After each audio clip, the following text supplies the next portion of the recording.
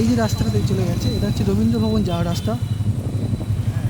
রবীন্দ্র ভবন যাওয়ার রাস্তা, শান্তিনিকেতন যাওয়ার রাস্তা। আচ্ছা। ডান সাইডে হচ্ছে এইটা হচ্ছে বট গাছ, এই ডান সাইডে এইটা হচ্ছে রবীন্দ্রনাথের বাবা লাগিয়েছিলেন।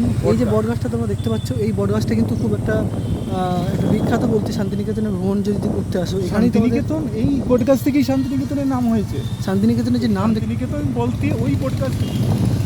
এই বট গাছ থেকেই শান্তিনিকেতনের নাম হয়েছে। এখানে হচ্ছে রবীন্দ্রনাথ ঠাকুরের বিভিন্ন স্মৃতি বট গাছের মধ্যে জড়িয়ে আছে।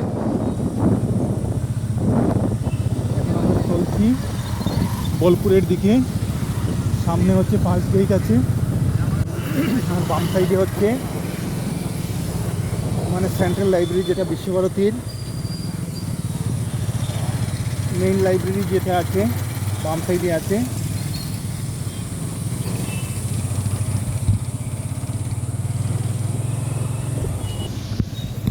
সেন্ট্রাল লাইব্রেরি কোথায়?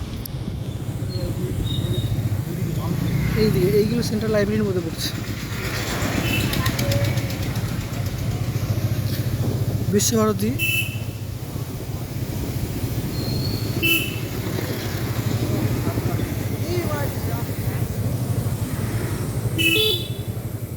এটা দেখতে পাচ্ছি, এটা ফার্স্ট গেট।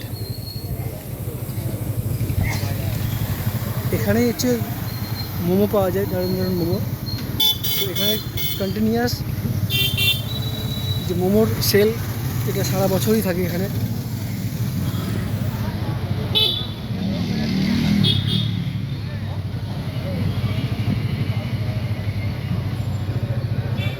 এটাকে বলা হয় বিশ্বভারতী ফার্স্ট গেট।